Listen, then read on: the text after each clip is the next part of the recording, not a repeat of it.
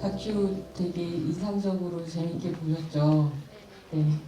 사실 들어올 때는 비비안님께서 이제 우리 들어가 있자 이러셔가지고 들어왔는데 저만 이렇게 앉아 있어갖고 쑥스럽고 부끄럽긴 한데요. 네. 뭐 기다리시는 동안 위에 QR코드 찍으시면요 저희 오픈 채팅방 들어오실 수 있어요.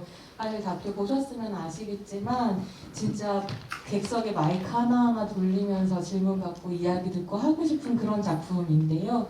아무래도 방역이 그래서 네, 목소리를 듣지는 못하겠지만 채팅창으로 들어와서 이런저런 의견, 질문 같은 거 남겨주시면요 제가 충실하게 여쭤보고 이야기 나눌 수 있도록 그렇게 하도록 하겠습니다. 그래서 이제 드디어 혼자 있었던 2분을 견디고 45분이 되어서요 강동님하고 나비님, 비비안님 자리로 모셔서 함께 이야기 나눠보도록 하겠습니다. 박수로 환영해주세요.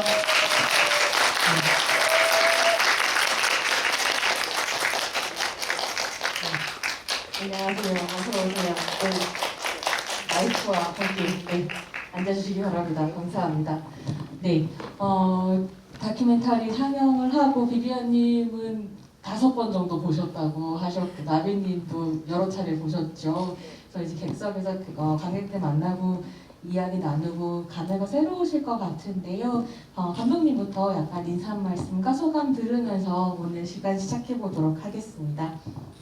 네, 안녕하세요. 저는 연분홍치마라는 단체에서 활동하고 있고 너에게 가는 길을 이제 성소수자 부모 모임 분들과 함께 만들게 된 변규리입니다. 반갑습니다. 안녕하세요. 저는 바이젠더 페르메틱 에이스슈얼 거기에다가 까칠하기까지 한 키워드를 둔 트랜스젠더 엄마 나비라고 합니다. 여러분들 뵙게 되어서 반갑습니다.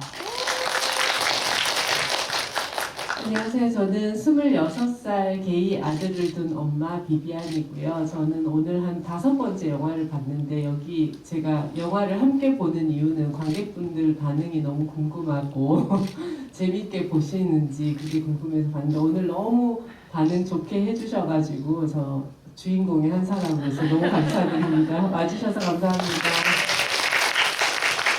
네, 오늘 무대로 같이 모시지는 못했지만 또 특별한 분들이 객석에 와 계시다고 해요. 감독님 소개 좀 부탁드릴게요. 네. 성소수자 부모 모임에서 같이 활동하시고 또 영화에도 출연해 주시기도 한 이제 부모님들 분들이 이제 같이 자리해 주고 계셔서 괜찮으시면 일어나서 관객분들한테 인사 잠깐 해주시면 좋을 것 같습니다.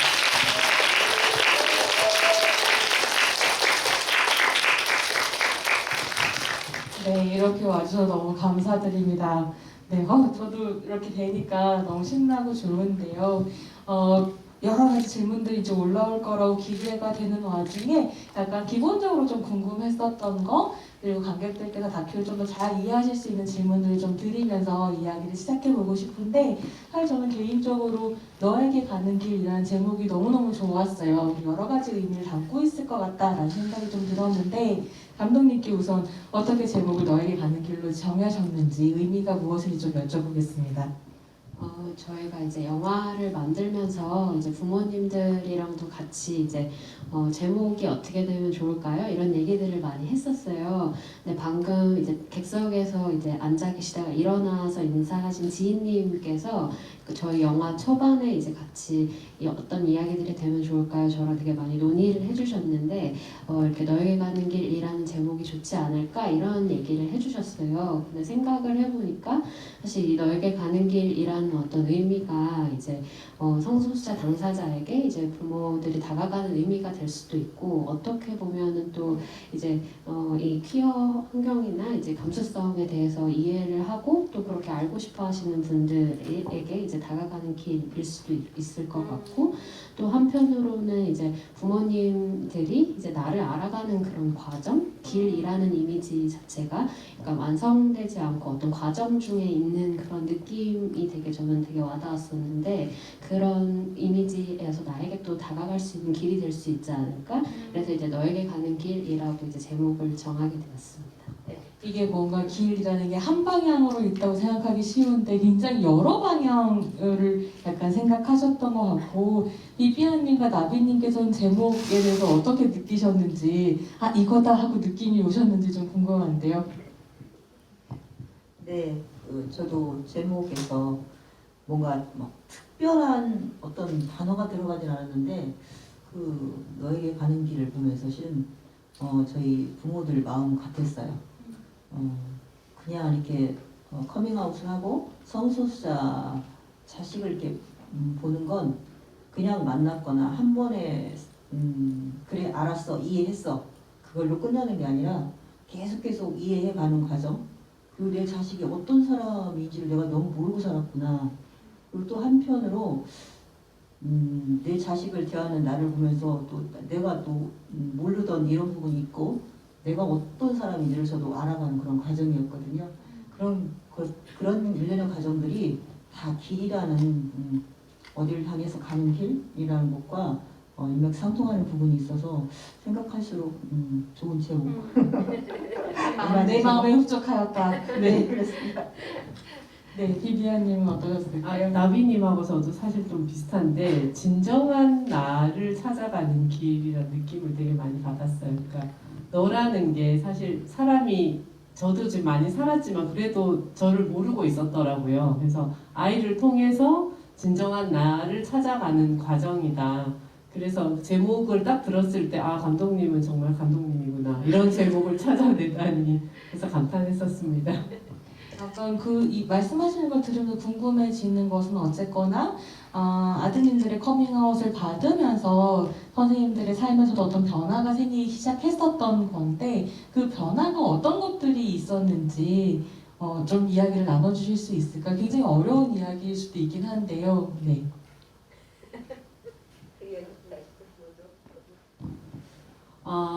질문이 어렵네요. 일단 제가 한 4, 5년 전에 이 부모 모임을 나갔을 때 그냥 사실 다큐 영화를 처음에 찍는다고 했을 때는 그냥 다 나오시는 줄 알았어요. 그냥 내가 부모 모임 활동을 하니까 당연히 나가야지 하고 생각을 했고 사실 이렇게 주인공이 될 줄은 그때는 몰랐고 그랬는데 이제 그냥 활동하는 걸 자연스럽게 찍으시다가 어느 순간 그 개인 인터뷰를 하자고 하시더라고요. 그래서 이제 개인 인터뷰를 이렇게 하면서 한 인터뷰를 처음에 한 대여섯 시간을 감독님이 와서 저희 집에서 하는데 제가 대여섯 시간 하고 나니까 온 몸에서 진땀이 난 거예요. 그래서 제가 살면서 한 번도 내 얘기를 이렇게 진솔하게 해본 적이 없구나. 누구한테든. 그러니까 아무리 가까운 뭐 가족이든 배우자든 한테도 내 얘기를 이렇게 정말 내가 내 삶을 되돌아보면서 내 얘기를 해본 적이 없고 그런 그 시간을 겪고 나니까 되게 제가 속이 후련한 거예요. 속이 후련하고 내가 이렇게 살았고 이런 사람이구나 이런 깨달음도 얻으면서 그러면 나는 앞으로 이렇게 또 살아가면 되고 이런 거는 또 이렇게 해결하면 되고 약간 그러니까 과거를 자꾸 내가 생각을 해보고 성찰을 자꾸 하게 되면서 앞으로의 길도 또 모색을 하게 되는 그런 제 자신을 발견을 하면서 되게 이런 게 되게 좋구나. 예, 그래서 이제 그 질문이 뭐였죠? 갑자기 질문이 잊어버렸네. 아드님의 커밍아웃 후에 네, 맞아요. 다시 그래서 만난 나의 모습. 네. 저한테 이런 기회가 찾아온 것 자체가 사실은 아들의 커밍아웃 때문이잖아요. 제가 누가 제 얘기를 이렇게 들어주겠어요. 근데 그런 기회가 나한테 찾아왔고 우리 아들로 인해서 제가 이런 기회를 갖게 됐구나 하면서 그때 그 개인 인터뷰 촬영을 되게 저희가 여러 번 했는데 할 때마다 제가 성장하는 제 자신이 느껴졌고 뭐 감독님은 잘 모르겠지만 저도 이제 영화를 보면서 제가 어떤 얘기를 했지 나레이션으로 계속 나오잖아요. 들어보니까 점점 말발도 늘더라고요. 처음에 했던 말보다는 훨씬 나중에 한 말이 훨씬 제가 듣기에도 되게 좀 성장했구나 이런 게 느껴지고 그래서 결국은 아들로 인해서 어떤 제가 모르는 제 삶을 좀 찾아갔다. 예, 그리고 또 새로운 길로 가게 됐다. 요즘은 또 그런 얘기도 해요. 새로운 직업도 갖게 됐다. 활동가. 그래서 저희 아들한테 지금은 진짜 진심으로 엄마한테 이런 새 삶을 열어준 너에게 진심으로 감사한다. 네, 그렇습니다. 감사합니다. 네, 저도 뭐 저희 아이가 성소수자라는 걸, 그러니까 트랜스젠더라는 걸 알기 전까지는 실은 저는 저희 아이가 그 전에 레즈비언인 줄 알았어요. 아이 때부터 이제 뭐 여자 아이한테 편지를 꾸준히 쓴다든지 이렇게 관심을 보여서 뭐 레즈비언 성향이 있는 것 같아. 아이한테 이렇게 제가 슬쩍 얘기했더니 그때가 아이가 지금 아마 초등학교 정도였을 것 같은데 뭐 아마 그런 것 같아 이렇게 자연스럽게 얘기를 하더라고요. 그래서 정말 그러나 싶어도 뭐 레즈비언일 수 있지 정도 생각을 했고 꾸준히 이제 저희 아이 어떤 성적 지향에 대해서 레즈비언인 뭐 딸의 그 정체성의 성적 지향에 대해서 뭐 쿨하게 생각하는 관대하고 깨어있는 엄마 정도로 저 자신을 생각을 했었죠.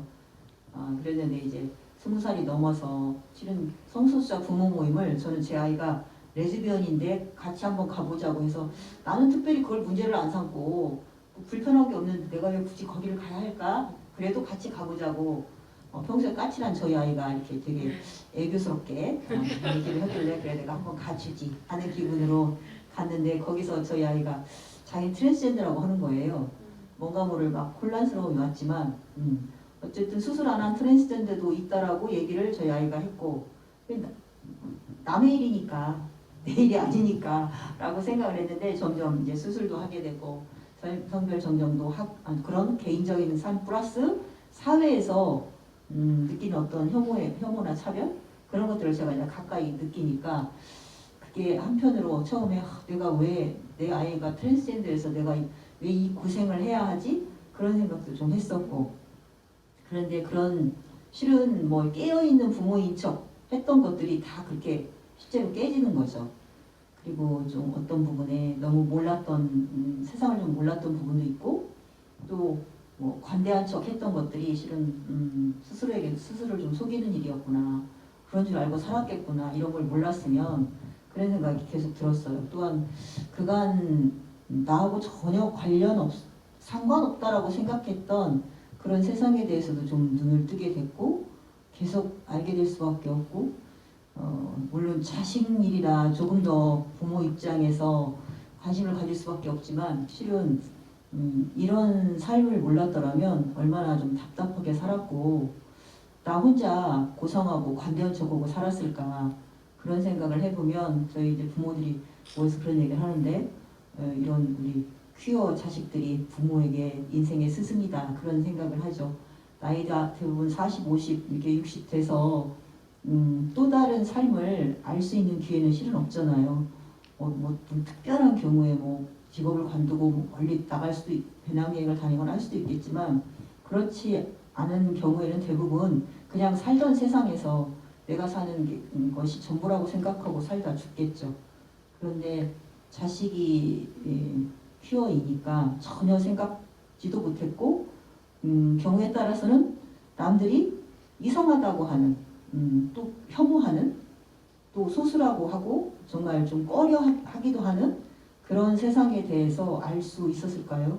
아마 없었겠죠. 그래서 그런 세상을 알게 해주고 또 어떤 눈을 뜨게 해준 자식들 덕분에 저희도 좀 많이 배웠고 성장하고 그런 생각들은 다들 부모들이 갖고 계시는 것 같아요. 두 분 박수 좀 부탁드립니다. 제가 질문을 어렵게 했는데 이렇게 또 찰떡같이 답해 주셔가지고요. 응응님과 장캐티님 질문을 엮어가지고 좀 여쭤보고 싶은데 장캐티님께서 비비안님 완전 주인공 재질이신데요? 라고 하시면서 감독님께서 비비안님과 나비님 처음 만나서 인터뷰하셨을 때 유레카를 외치셨을 것 같다 라고 하셨는데요. 응응님은 이런 질문 하셨어요. 특별히 성소수자 이야기 중에서도 성소수자 부모 모임에 대한 이야기를 다루고자 기획하게 된 계기가 궁금하다고 하셨거든요. 그래서 어떻게 성소수자 부모 모임을 만나셨고 다큐를 기획하게 되셨고 그 중에서 두 분이었는가를 이야기 좀 해주시면 좋을 것 같습니다. 네, 저 유레카 외친 거 맞고요.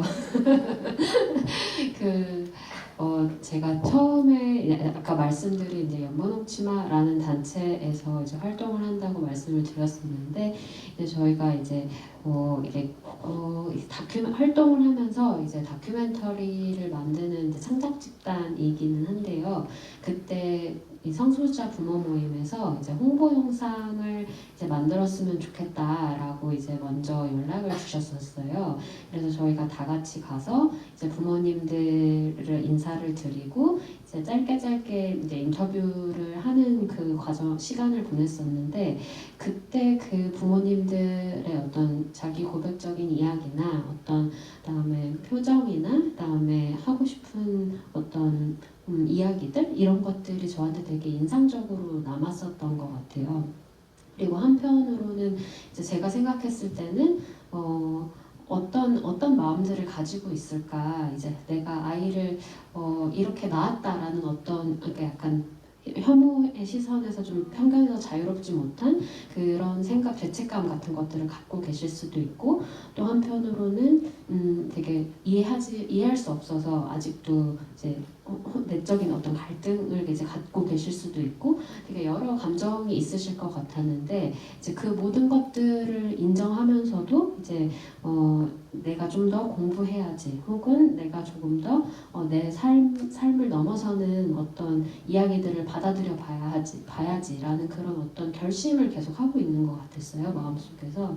그래서 이제 부모님들의 그 이야기를 하는 것이 되게 중요할 것 같다라는 생각이 들었고, 또 한편으로는 이 성소수자 자식을 둔 부모라는 그 위치라는 것이 되게 한국 사회에서는 되게 중요할 것 같다라는 생각이 들었어요.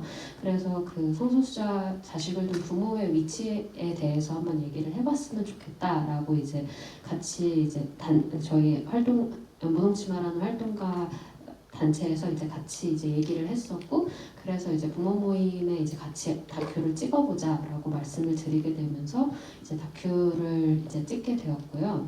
그 과정에서 아까 이제 비비안님도 말씀을 해주셨는데, 이제 한 분씩 활동하시는 이제 부모님들을 찾아가서 생애사 인터뷰를 되게 했었어요. 그래서 많은 분들을 다 하지는 못했지만 그래도 이제 되게 주요하게 활동하시는, 열심히 활동하시는 부모님들을 찾아가서 했는데, 이제 그때 이제 나비님과 비비안님도 만나게 되었고, 얘기를 하면서 되게 그때 이제 유레카를 외치면서 각각 되게 저한테는 매력적으로 다가왔던 포인트들이 있는 것 같아요. 그 비비안님은 이제 자기 이야기를 되게 길게 한 게 이제 처음이라고 하셨지만, 그렇다라고 하기에 자기 표현을 너무 잘하셨고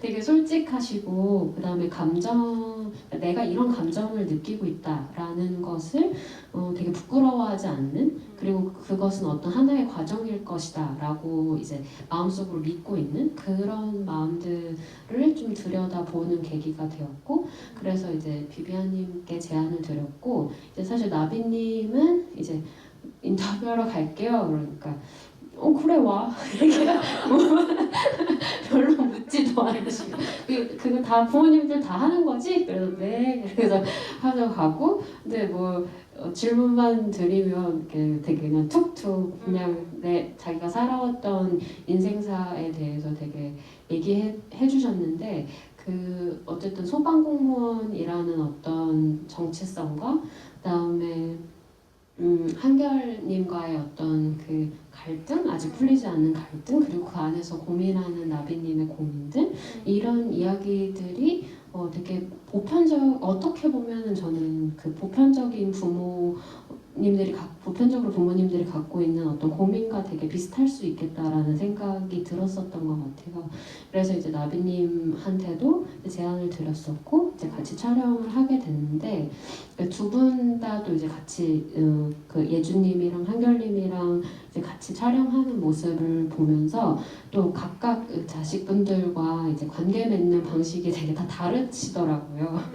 그래서 그런 모습도 보여주면 좋겠다 해서 이제 두 분과 함께 이제 다큐를 만들게 되었습니다.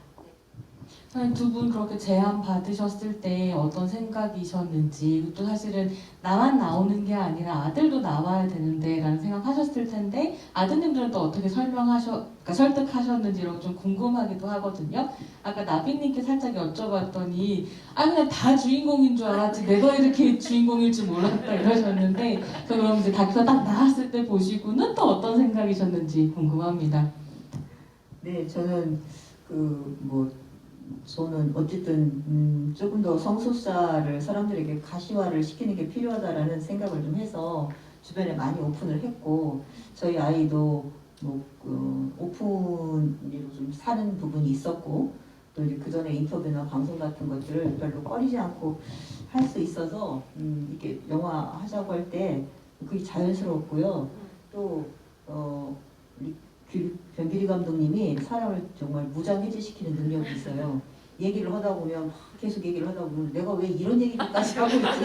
응? 아니 감독님에게 내가 아무 얘기도 하지 않았던 얘기를 왜 이렇게 술술하고 있지? 그런 생각을 하면서 속을 다 드러내게 되는 그런 놀라운 경험들을 많이 하면서 저도 그런 생각했어요. 비비아님 말씀하신 것처럼 나의 자서전, 일대기 그런 것들을 정말 이렇게 인터뷰를 통해서 다 풀어내는구나. 또 그렇게 물어보시니까 그거 답변을 하면서 정말 저희 있는 것들을 스스로 좀 어떤 깨닫게 되는 부분, 이게 인생사를 회고하는 그런 느낌까지 들어서 그게 좋았죠. 그래서 점점 영화가 만들어져가는 중이 영화가 한 4년, 5년째 이렇게 만들어졌는데 영화가 나오는 건 나오긴 나오는 거예요. 그렇게 제가 적어주기도 하고 왜냐면 굉장히 오래 걸렸으니까 영화가 좀 나오긴 나와 개봉이 될까요? 그때마다 감독님이 해야죠 하는데 그러다가 이제 마무리도 하고 하면서 이렇게 어느 후반부부터는 나비님이 주인공이에요. 그래서 그렇죠. 당연히 주인공이죠. 성소수자 부모님인데 부모들이 다 주인공이지 정도로 생각을 했다가 영화를 처음 이렇게 보여주셨어요. 이제 나오시면서 편집본을 그러니까 저하고 비비안님이 이렇게 두 분이 이렇게 우리 두 사람이 주인공인 거예요. 좀 처음 느꼈죠. 다른 사람 분량 다 어디다 떼어내고 그렇게 얘기했는데 그렇게 찍었다고 하시더라고요. 처음에는 3시간 찍었다가 감독판으로 3시간 찍었다가 이제 1시간 반으로 이렇게 줄이는 그런 과정을 거쳐서 이렇게 만드셨다고 하는데 그 질문이 뭐였죠? 저도 물어봐야지. 보시고 어떠셨는지. 네. 처음에 영화를 보고 영화가 참 깔끔하다 내용이 군더더기 없이 그런 생각이 들었어요.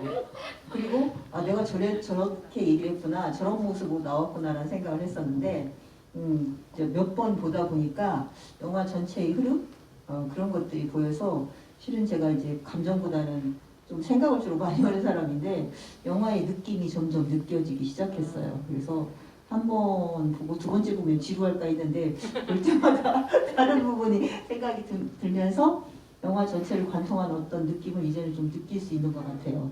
뭐라 표현할 수는 없지만 꼭 영화의 주인공이 저여서가 아니라 영화 자체 보고 듣기는 계속 보고 싶은 그런 생각이 좀 들더라고요. 감사합니다. 네. 저는 아까 누가 지적해 주셨듯이 저는 주인공병이 있나 보더라고요.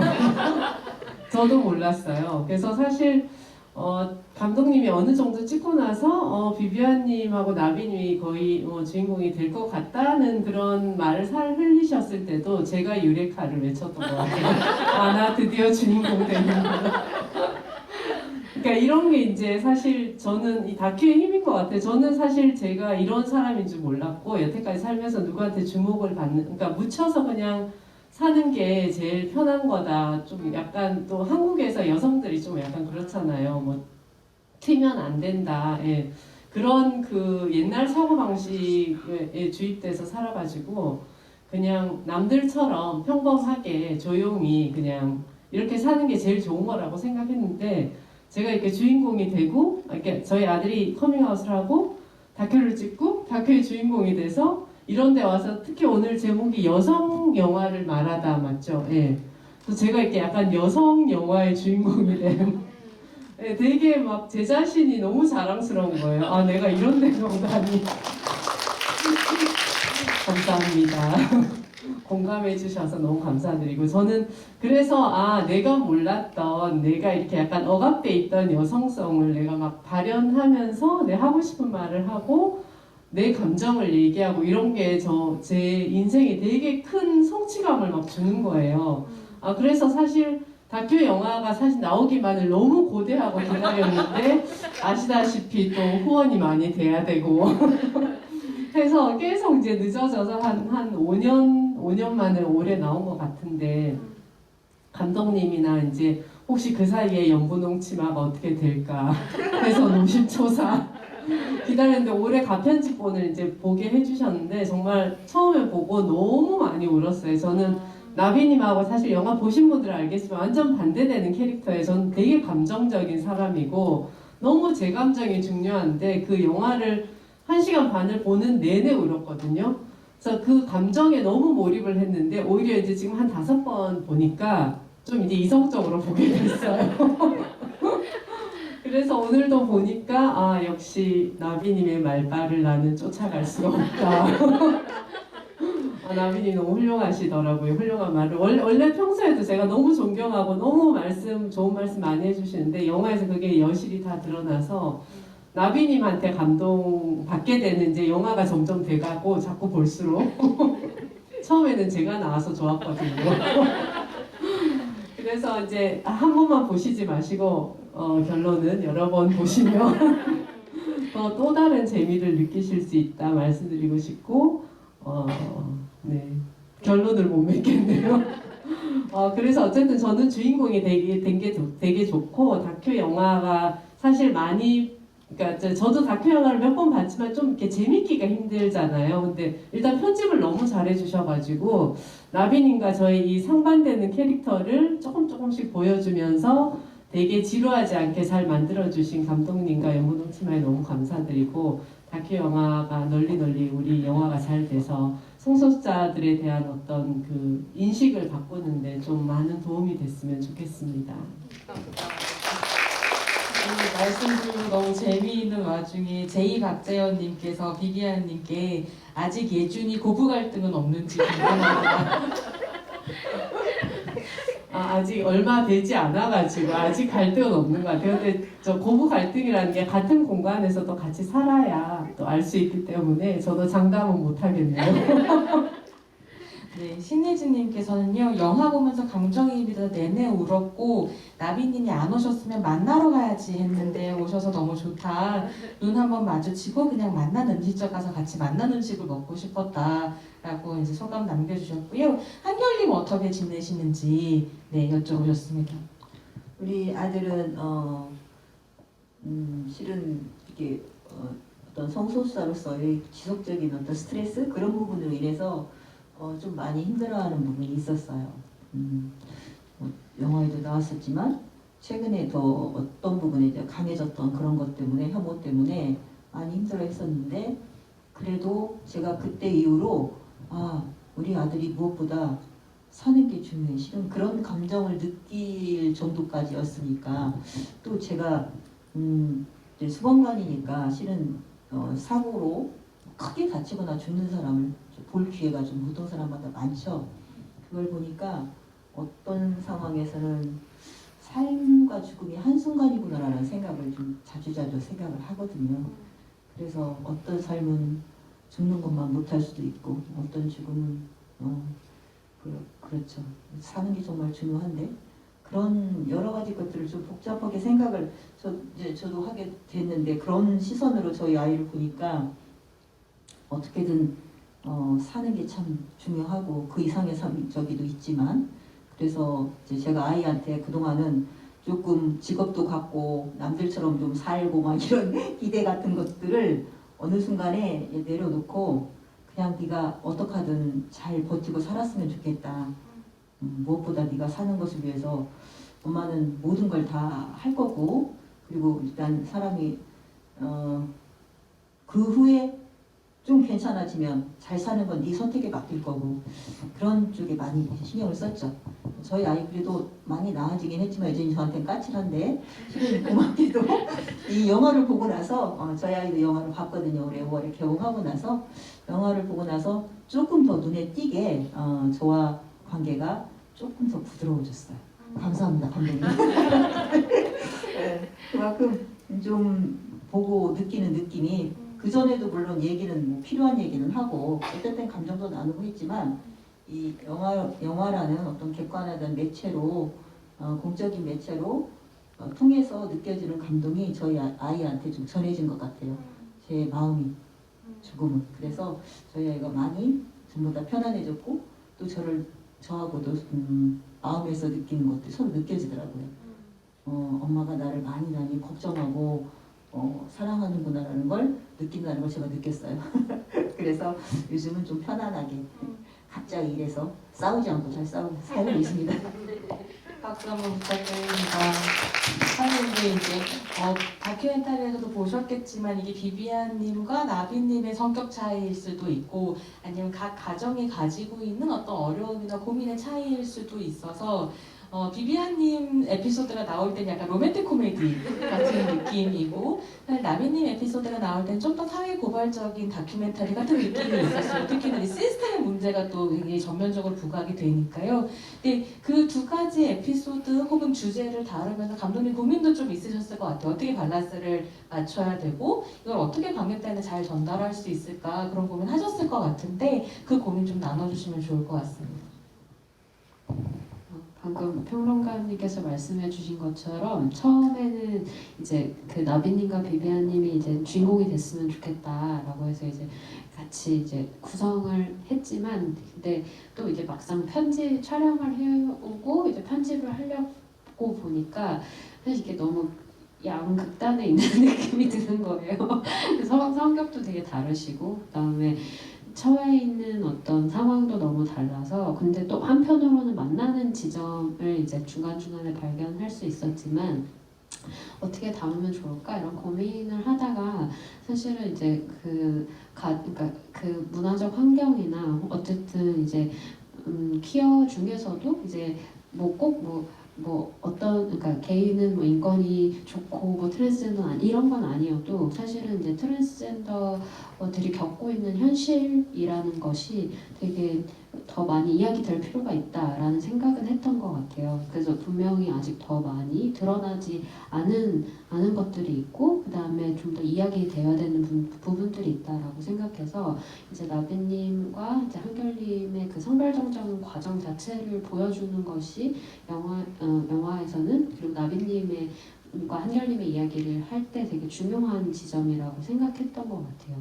그리고 그거를 촬영하면서 그 과정을 저도 같이 촬영하면서 되게 뭐 조사를 미리 하기도 했지만 정말 실제로 그거를 앞에서 목격할 때 너무너무 놀랍긴 했어요. 정말 이런 판결문을 내리는구나 라고 생각을 하고 이거를 이제 당사자가 앞에 있는데 그렇게 말할 수 있구나 라는 그런 상황들을 되게 목격했을 때 되게 놀라웠고 이거를 듣는 당사자의 마음은 어떨까 이런 것들을 들으면서 한편으로는 저 되게 좌절스러울 때도 있었던 것 같아요.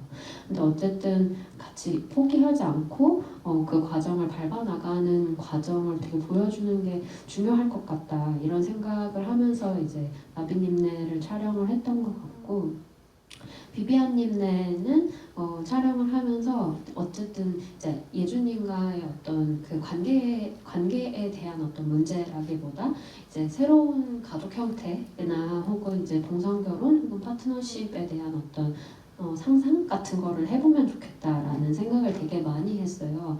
사실 한국 사회에서 이렇게 게이 아들의 애인이 나의 집에 놀러 오는 그런 장면들을 되게 목도하기가 힘들고 그리고 또 이제 또 이렇게 부모님 상대방 파트너의 부모님을 만나러 가는 그런 장면들을 사실은 키워들은 저는 상상한다고 생각해요. 늘 언제나 이렇게 될 수 있을 거야 혹은 나도 이렇게 해보고 싶어 라는 그런 상상은 계속 한다라고 생각을 하는데 실제 이제 그런 것들을 목격하거나 해보기가 너무 어려운 거죠.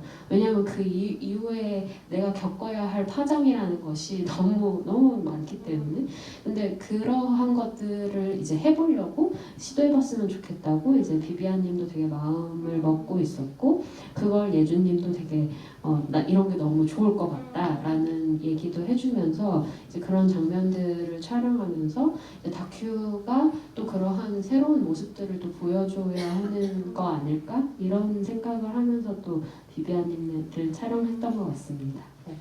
저는 개인적으로는 성주님이 리본도 주고 나왔을 때 일단은 너무 컬처샷이었고 제 세대로서는 컬처샷이었고 근데 제가 감독이었으면 그 장면이 정말 유레카였을 거예요. 아 유레카 이런 생각이 좀 들기도 했는데요.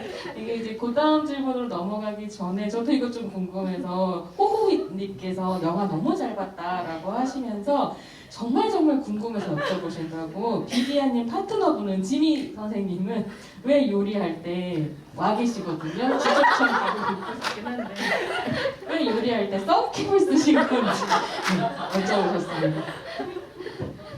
아, 지미님이 직접 말씀하시면 참 좋을 텐데.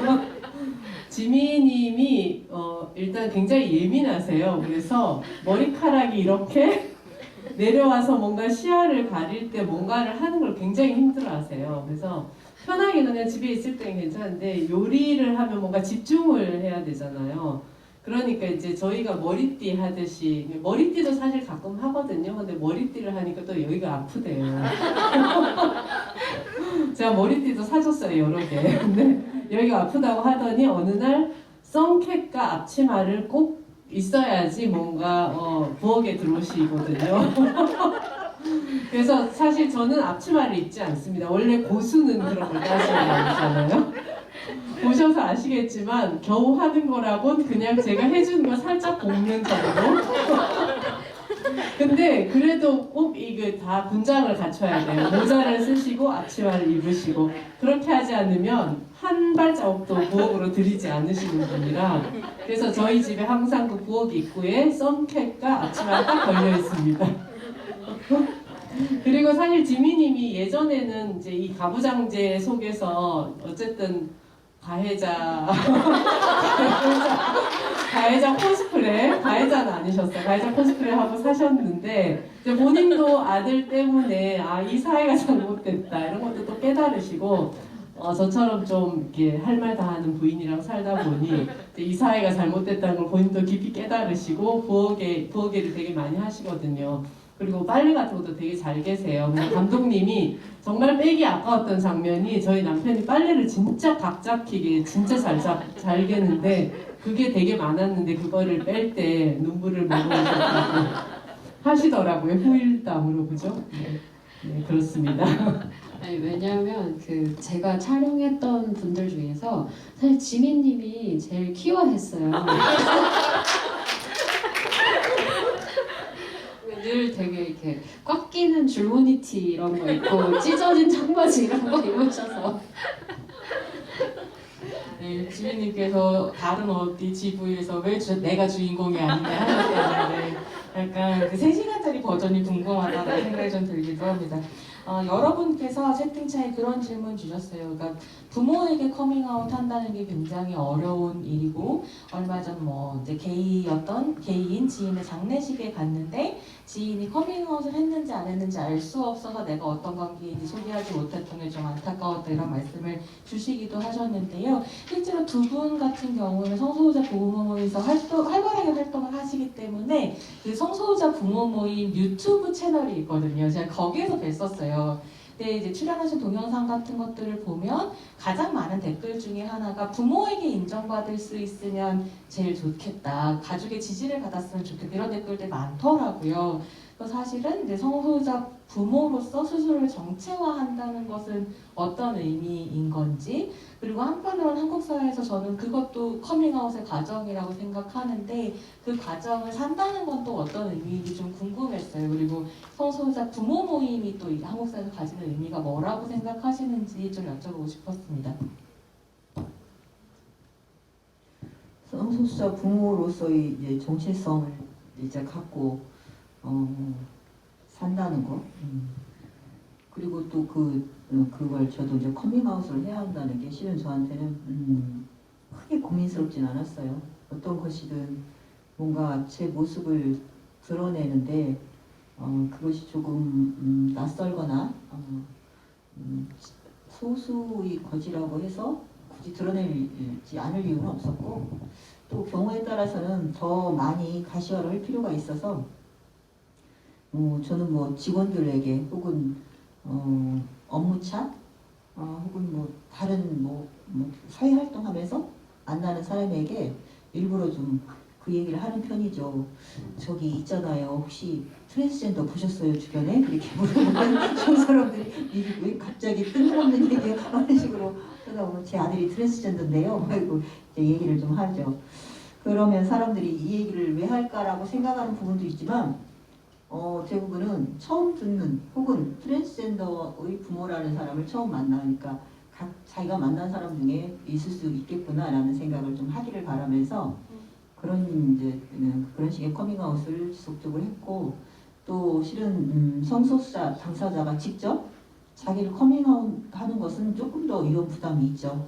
근데 이제 부모는 조금 그보다 한 단계 더 위험도가 좀 낮다고 생각을 하고 그렇다면 이 상황을 최대한 이용을 좀 해야겠다는 생각도 들었고 또 그렇게 해서 가시화를 하는 게 필요하고 실은 잘 몰라서 그렇지 주변에서 많이 보면 괜찮은 부분이 많이 있거든요. 여러 사례나 실험 같은 것들을 보면 주변에서 그런 찾게 보게 되는 어떤 소수자의 존재를 알게 되면 주변에 있다라고 생각하면 그 혐오의 발언도 줄어들고 또 본인의 마음도 좀 달라지거든요. 그런 의미에서 적극적으로 그런 부분을 하고 그걸 하기까지 고민은 많이 안 했던 것 같아요.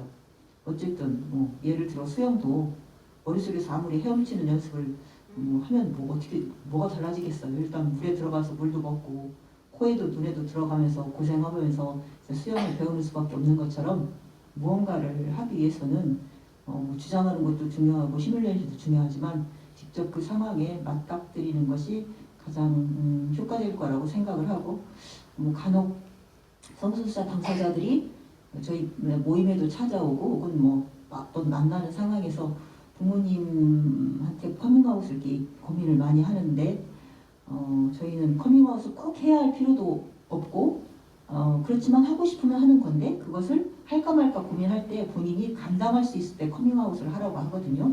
그 감당할 수 있을 때라는 건 부모 상황이 아프거나 힘들거나 사업이 어렵다거나 그럴 때가 아닐 때 하라는 얘기가 아니라 어떤 상황이든 내가 감당할 수 있을 때 부모님은 나이 드시면 항상 아파요. 안 아픈 부모님이 없어요.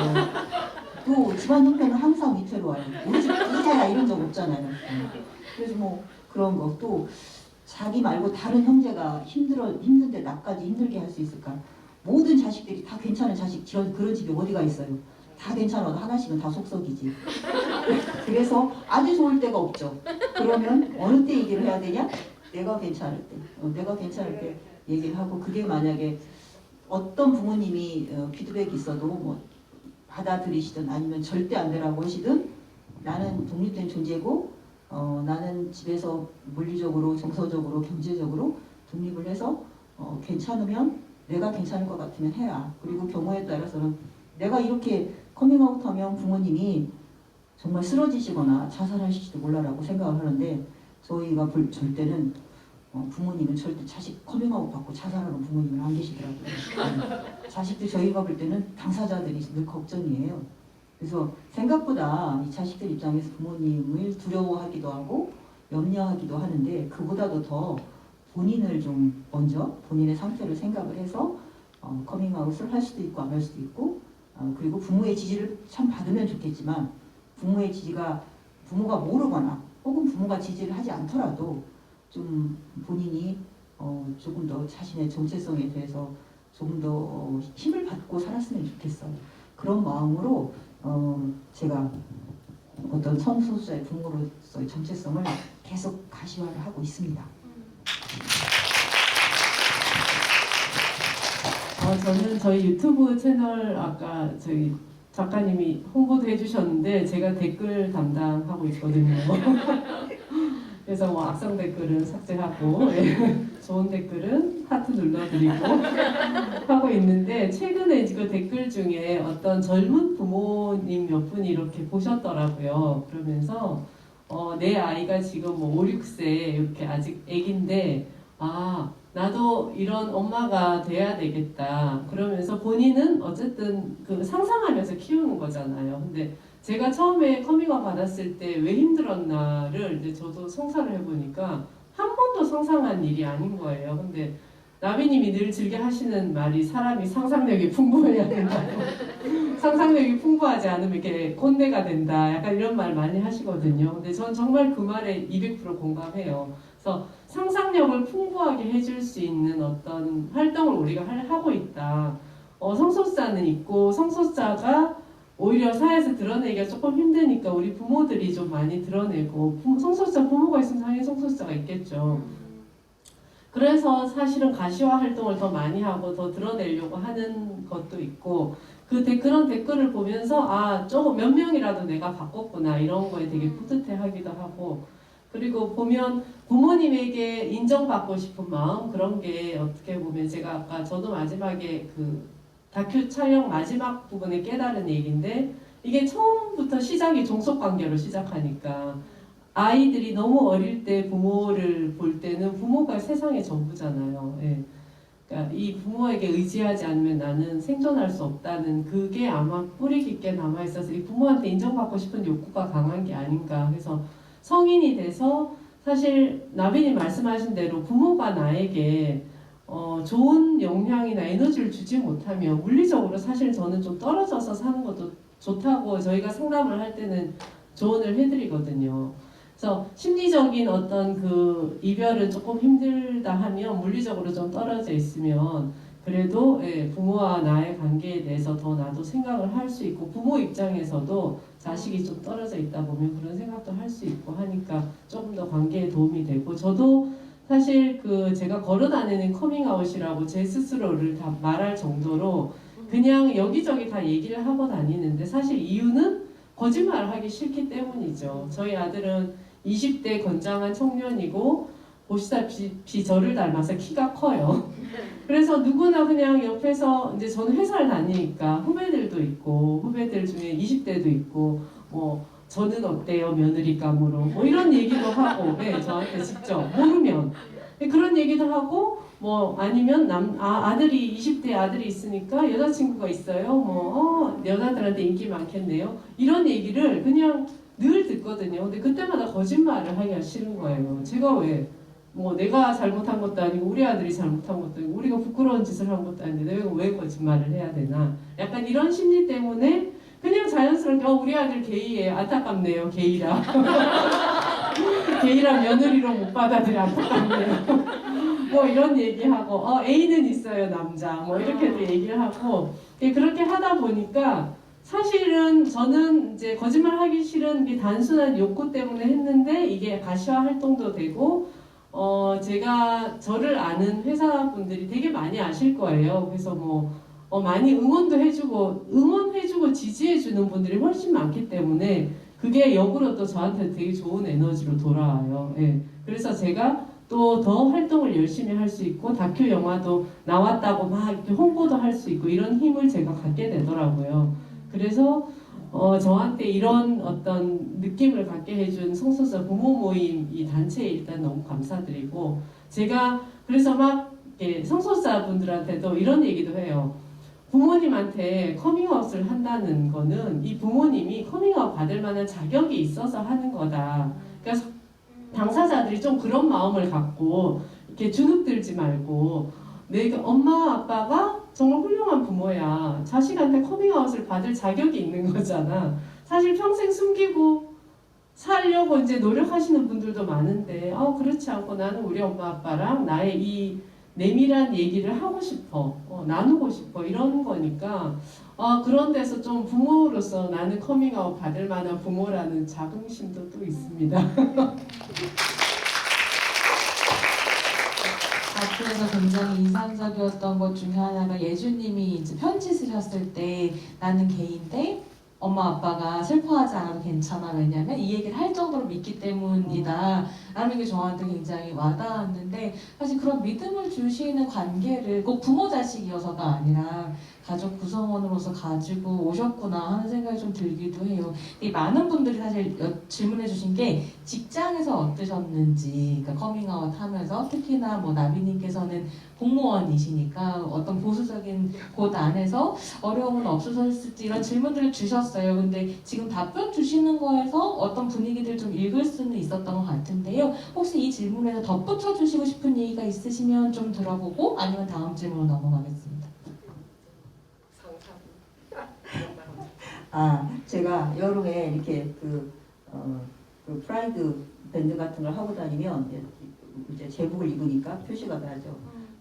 저희 상사분이 저희 서장님께서 이제 그게 자네는 그게 팔목에 그게 뭔가 이제 제복에 특이한 것을 하고 다니니까 이거 프라이드 밴드인데 저기 이 축제 기간에는 저희 아이가 트랜스젠더고 축제 기간에는 제 이름을 하고 다녀요. 그랬더니 그 엄마가 너무 밖으로만 도르니까 애가 그렇게 된 거 아닌가? 그런 식으로 말씀을 하시길래 제가 서장님 외국에서 그렇게 말씀하시면 경찰이 와서 잡아갑니다.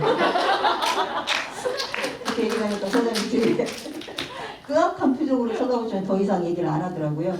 그래서 이제 이런 일을 그러시냐고라고 이제 자식이 그러면 그렇군요 라면서 이제 우호적으로 얘기를 하시는 분하고도 관계가 깊어지고 되게 떨떠름하게 생각하는 사람한테는 뭐 이런 식의 답변 혹은 뭐 이것 때문에 인간관계가 뭐 단절돼가지고 그러진 않았는데 어쨌든 자연스럽고 당연하고 마땅하게 너네들 여태 이거 몰랐지? 내가 알려준 걸 고맙게 생각해 이것들아 이런 식으로 얘기를 하고 있기 때문에 별 어려움 없었습니다. 저는 사실 이제 많은 사람들과 함께 근무하는 곳이어가지고 저는 그 사람을 몰라도 저를 아시는 분 되게 많거든요. 제가 오래 다녔으니까. 근데 그러니까 조합이 이제 계속 달라지니까 제가 늘 말을 할 수는 없는데 대부분이 안다고 생각을 했는데 어떤 날 일부 보수 기독 세력 중에 한 분이 저랑 같이 이제 근무를 하게 됐는데 저도 그분이 그런 줄 모르다가 동성애 얘기가 나오니까 그분이 막 이렇게 열을 올리시면서 혐오성 얘기를 막 하시는 거예요. 그래서 제가 이제 당연히 저는 활동가니까 아니 그건 잘못된 거다. 그러고 이제 함께 반박을 하면서 이제 약간 논란이 돼서 1시간을 정말 논쟁을 한 거예요. 근데 해결이 안 나더라고요. 마음만 상하고. 그래서 저는 큰 깨달음을 얻었죠. 이런 분들하고는 말을 섞지 말자. 근데 그런 거 한두 번 정도만 있고 제가 한 3, 4년 동안 계속 다 커밍아웃 했지만 되게 좋은 그 피드백 주시는 분들이 훨씬 많고 문자로도 주시고 뭐 퇴사한 후배들까지 뭐 제 기사 같은 거 뜨면은 또 연락도 주시고 그래가지고 저는 굉장히 제가 커밍아웃 하기 되게 잘했구나. 제 삶을 되게 성취감으로 가득 채우면서 잘 다니고 있습니다. 감사합니다. 감독님이 오랫동안 마이크를 안 드셨으니까 감독님한테 잠깐 마이크를 돌려보고 싶은데요. 사실 이제 이 다큐가 이해가 진행되면서 굉장히 어떤 마음 아픈 순간들이 또 등장을 하기도 하죠. 뭐 2020년의 숙대 사건이라든지 이런 여러 가지 어떤 혐오 사건이 벌어지면서 이 다큐를 만들고 뭐 관객들이랑 만나고 이런 것들을 기획해 나가실 때 좀 영향을 받으신 부분들이 있을 것 같아요. 다큐에서도 굉장히 어떤 순간들이 만들어지기도 하고 그때 어떤 고민들을 하셨는지 제이팡님께서 궁금해하셨습니다. 작년은 저에게도 유난히 힘들었고 그다음에 그 성소수자 부모 모임 활동가 분들과 그 다음에 이제 키어 커뮤니티 당사자 분들에게도 유난히 좀 견디기 어렵고 근데 이제 다 같이 또 만날 수 있는 상황은 아니어서 어떻게 서로의 마음을 살펴야 하는지 되게 고민스러웠던 시간들이었던 것 같아요. 근데 그럴 때 이제 어떻게 해야 될까 이런 고민들도 많았고 한편으로는 이제 이렇게 그 숙대 이제 사건이나 혹은 이제 고 변희수 하사의 이제 사연 같은 것들에 영화 안에 이제 그런 이야기들이 등장했을 때 혹은 그 인천 기퍼에서의 어떤 혐오 세력의 되게 그런 선정적인 모습들이 등장했을 때 또 당사자들이 받아들이기에 혹은 이제 생각하기에 이제 어떻게 혹은 또 그날의 어떤 트라우마 같은 것들이 떠오를 수 있잖아요. 그래서 약간 고민스러울 때도 있었던 것 같아요. 이거를 혐오의 어떤 시선들을 재현할 때 어떤 방식이어야 하지? 이런 것들을 되게 고민을 했었긴 했는데 사실 이제 이걸 담지 말자라기보다 이걸 어떤 방식으로 우리가 기억하고 얘기할 수 있을까에 대해서 더 많이 고민했던 것 같아요. 왜냐하면 이게 그냥 그래 그때 그런 일이 있었어라고 이제 그냥 지나치기에는 우리에게 되게 많은 이슈나 고민거리 혹은 상처들을 안겨준 이야기들이었는데 이제 그 상처라는 것이나 혹은 트라우마라는 것이 사실 이제 다시 이야기되고 그다음에 우리가 말해야 하는 방향으로 이야기되지 않았을 때도 다시 상처가 되는 거잖아요. 다시 트라우마로 기억되고 근데 이거를 다시 수면 위로 끌어올려서 적당하게 혹은 이야기되어야 하는 어떤 방향으로 같이 끌어가는 시간을 만드는 게 오히려 이 영화의 중요한 역할일 수 있겠다라는 생각을 했던 것 같아요. 그래서 그 당시 인천 키퍼에서도 이제 부모님들도 되게 처음으로 그런 혐오 물론 뭐 다른 키퍼들에서도 이제 순간순간 보시긴 하셨지만 그날 유독 되게 심한 그런 그 혐오의 시선들을 목격하셔서 뭐 이렇게 비비안님은 되게 그 자리에 여기 영화는 안 들어갔지만 그 자리에 앉아서 이렇게 우시기도 하셨고 나비님도 그 강건하신 나비님도 되게 당황을 하시기도 하셨고 그래서 되게 절망스러운 하루이기도 했었는데 사실은 그 순간에 우리가 같이 이제 그 자리를 지키고 있었다라는 그 어떤 현장감 그리고 그것을 다시 이렇게 이야기할 수 있다라는 것들에 대해서 얘기하고 다시 담아야 되지 않는가 이런 고민도 했었던 것 같고 그리고 나비님이 아까 이제 그런 얘기 하셨는데 한결이한테 이제 나의 진심이 조금 전해진 것 같아서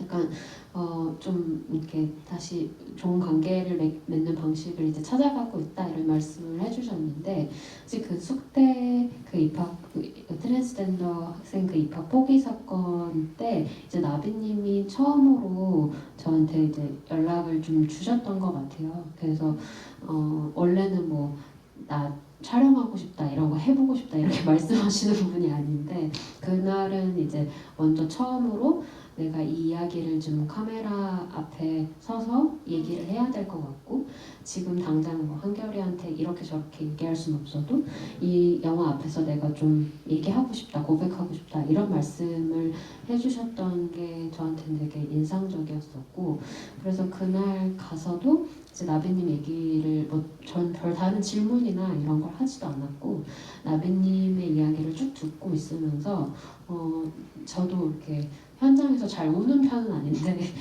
그때 이제 나비님 얘기를 듣고 되게 공감이 많이 됐었고 그런 시간을 보냈습니다. 예. 사실 그러니까 채팅창에 올라온 질문이기도 한데 두 분도 이제 커밍아웃을 하시고 그리고 난 다음에 혹은 또 그러니까 아드님의 커밍아웃을 받은 이후에 이렇게 대면하게 되는 혐오 발언이나 이런 것들을 겪으시면서 복잡한 생각들, 상처 같은 거 받으실 수도 있을 것 같아요. 어떤 마음이시고 하지만 또 어떻게 넘어가시는지 이런 이야기 좀 나눠주시면 좋을 것 같습니다. 제가 활동 처음에 한 게 한 2017년 퀴어 퍼레이드, 서울 퀴어 퍼레이드부터였던 것 같은데 사실 처음에 갈 땐 되게 어색했어요. 그리고 저희가 부모 모임에서 원래 프리허그 이런 것도 하는데 프리허그 할 부모님들이 몇 명 없으니까 무조건 다 나가서 해야 되는데 되게 어색한 거예요. 진짜 솔직히. 근데 어쨌든 해야 되니까. 근데 하다 보니까 이 프리허그를 하면서 프리허그를 하러 이제 들어가는 길에 일단 서울 퀴어 퍼레이드는 혐오 세력이 엄청 많잖아요. 그 규모도 퀴어 퍼레이드 규모도 크고 혐오 세력 규모도 커요.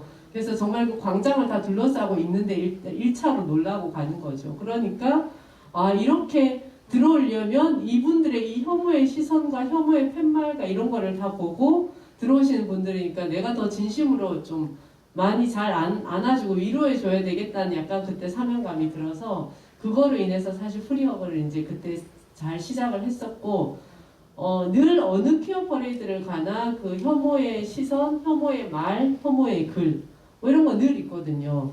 그래서 제가 한 몇 년 하면서 익숙해졌어요. 근데 인천을 딱 갔는데 이거는 이게 상상 이상인 거예요. 정말 이렇게 정말 정말 사람을 때릴 기세인 거죠. 때리고 아마 제가 키가 커서 안 맞았던 것 같아요. 키가 좀 작았으면 맞았을 수도 있어요. 정말 땡기고 막 옷을 잡아 끌고 팔을 끌고 막 밀치고 이러는데 이게 제가 여태까지 겪던 혐오랑은 너무 다른 거예요. 그래서 혐오가 이렇게 사람이 이렇게 많이 모이고 혹은 그들이 더 혐오스러운 어떤 이 정신적으로 이게 서로 딱 집중을 하면 이렇게 세게 나오는 건 정말 집단 폭행까지 나올 수 있을 정도의 느낌이었거든요. 너무 겁이 났어요, 사실. 그래서 겁이 나서 저희가 그때 한 10시부터 그 경찰이 둘러싼 안에서 화장실을 못 가고 한 6시까지 버틴 거예요. 한 8시간을.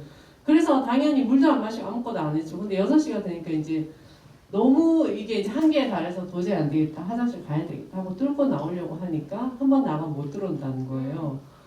그래서 아니 그런 게 어딨냐. 이건 인권 침해다. 이러면서 이제 우리 퀴어 친구들을 좀 데리고 나갔어요. 화장실 갔다가 들어오는데 이렇게 그 밀침을 당하고 못 들어가게 땡기고 했었거든요. 근데 그때 저 장면이 나왔는데 제가 막 사실 약간 웃으면서 설 수 있는데 너무 기가 막힌 거죠. 이게 내가 지금 50년을 살면서 이런 취급을 내가 당할 수 있을 거라고 저는 한 번도 상상 못했고 정말 이 밝은 대낮에 이 사람도 이렇게 많은 데서 그러니 우리 성소수자들은 얼마나 더 할까. 이거보다 이제 10배, 20배 더 혐오를 당할 거잖아요. 저는 어른이고 그리고 어쨌든 부모고 한데도 성소수자 당사자들에 비해서는 훨씬 덜 할 텐데도 이렇게 무섭고 아무튼 그래서 그거를 진짜 겪으면서 제가 더 약간 투사가 된 것 같아요. 나비님 아까 투사라는 단어를 썼는데 제가 투사가 되려고 된 게 아니라 그들이 저를 투사로 만들었고요.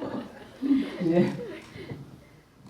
저도 퀴어 축제에 가면서 처음 퀴어 축제 갈 때 바깥에서 막 이렇게 떠드는 사람이 많으니까 아니 이렇게 사나운 사람들을 반대로 부르쓰고 왜 굳이 축제를 하지? 그래서 가서 좀 위험해 보이니까 조금만 하고 데리고 나와야지 그런 생각을 하고 갔고 실제로 그렇게 당연히 생각을 하죠. 사람이 위험 요소를 보면 피하고 싶은 거니까.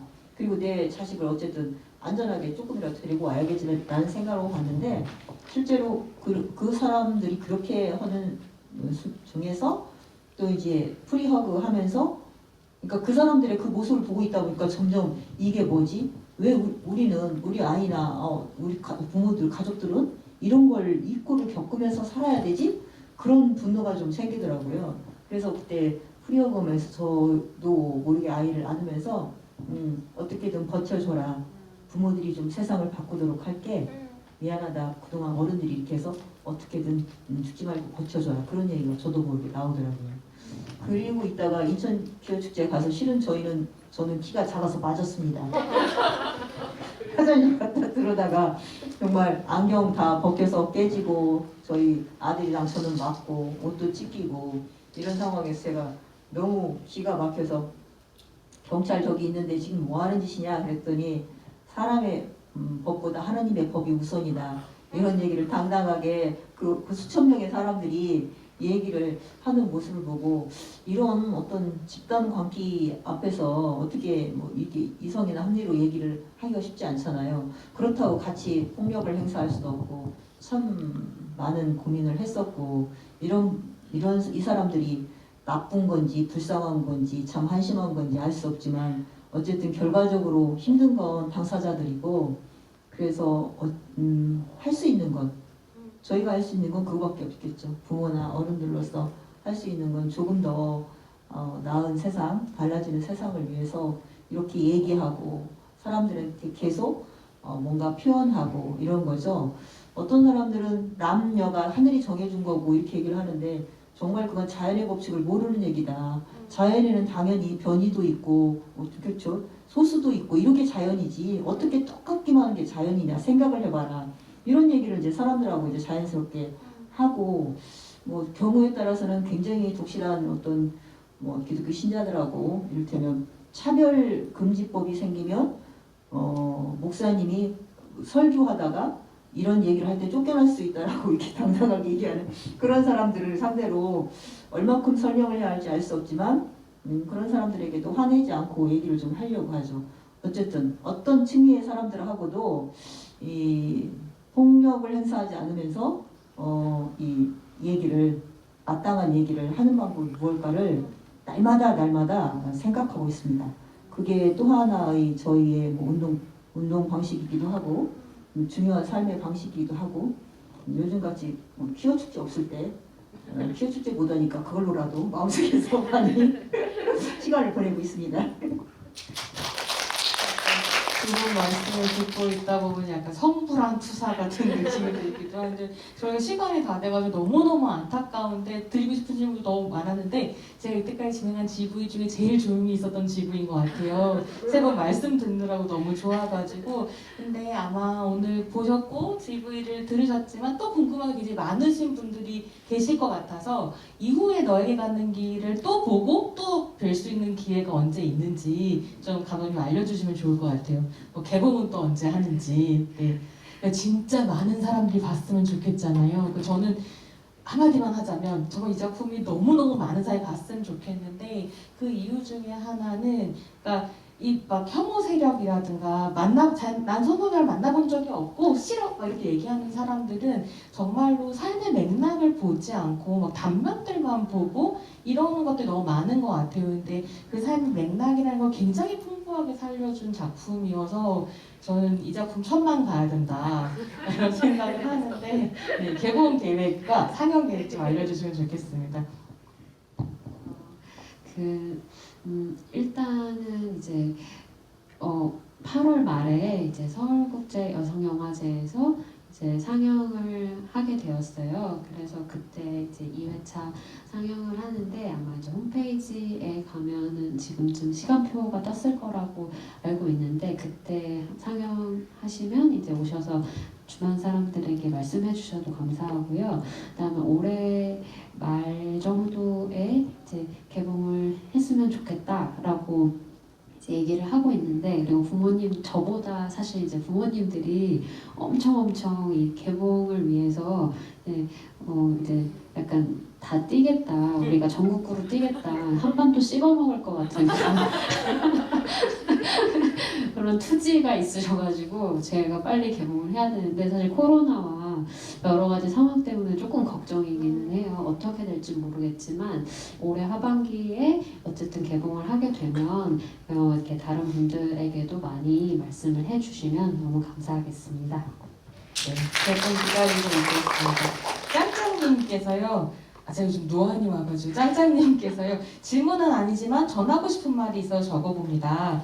저는 2016년 탈가정 직후에 서울에서 열린 퀴어 문화 축제에 갔었는데 그때 성소유자 부모 모임 부스가 있다는 걸 알고 신선한 충격을 받았어요.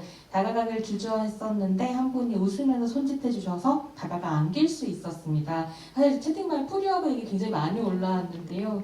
그 찰나의 순간에 느꼈던 감정이 무엇일까 생에 치여서 오래 생각해보지 못했는데 오늘 영화를 보면서 제가 그때 느꼈던 감정을 되짚으며 감흥할 수 있었습니다. 정말 든든하고 고맙습니다 라고 해주셨고요.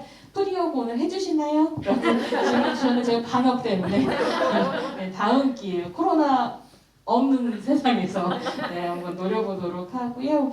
세 분 오늘 이렇게 얘기 나눠주셨는데 마지막으로 좀 해주시고 싶은 말씀 나눠주시고 또 어떤 질문이 있었냐면 부모에게 커밍아웃하지 못해서 힘든 성소수자에게 혹시 해주시고 싶은 말씀 있으신가 이런 질문도 있었는데요. 그거 답변 이렇게 함께 해주시면 좋을 것 같습니다.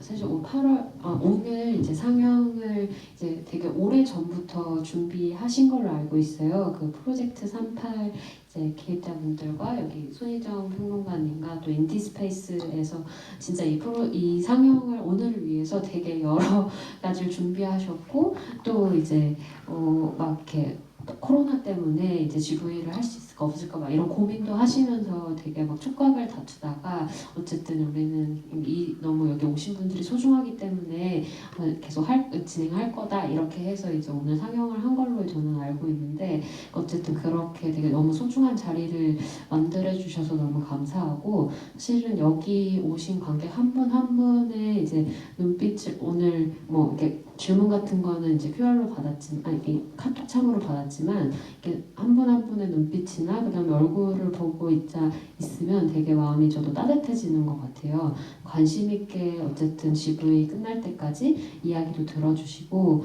말씀도 많이 남겨주신 것 같아서 저도 카톡방 이제 들어가서 어떤 이야기들 남겨주셨는지 찾아볼 예정이고요. 다음에 이제 영화가 개봉하게 되면은 어쨌든 많이 같이 소문을 내주시면 좋을 것 같고 어쨌든 오늘 함께 해주셔서 너무나 감사합니다.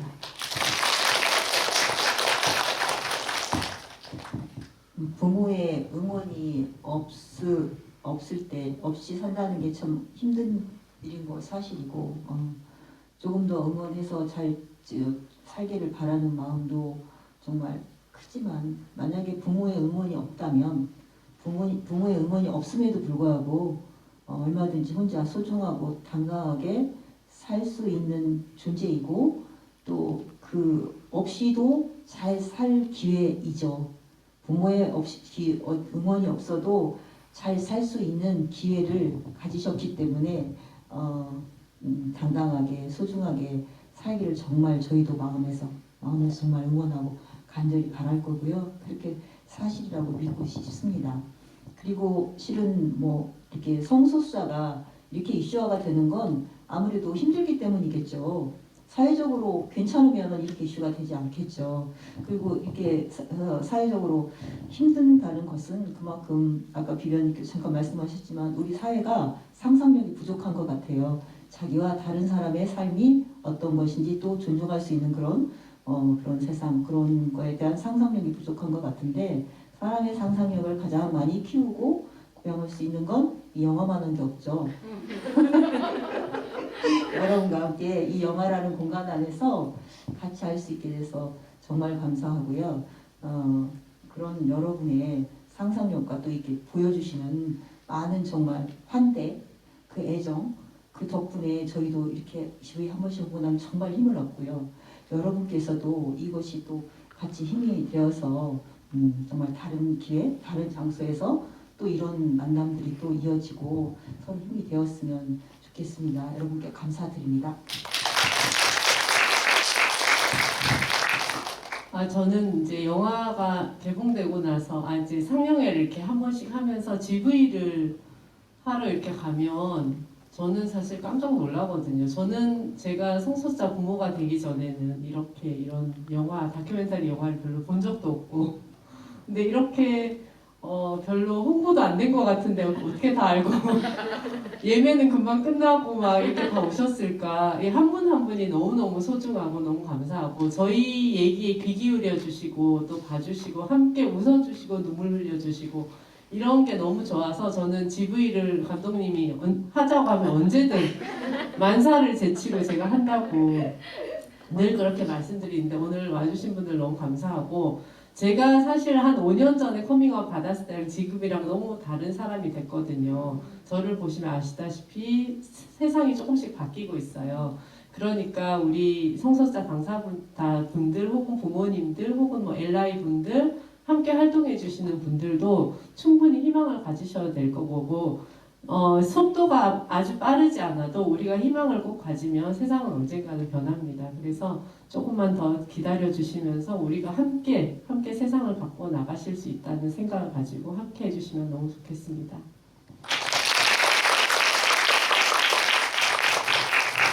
네, 말씀 너무 감사드립니다. 제가 얼마나 오늘 이 GV를 기다리고 또 혼자 흥분해 있었냐면 사실 GV 시작하기 전에 오늘 선물이 있었어서 소개해드리고 시작했어야 되는데 선물 소개를 못 드렸어요.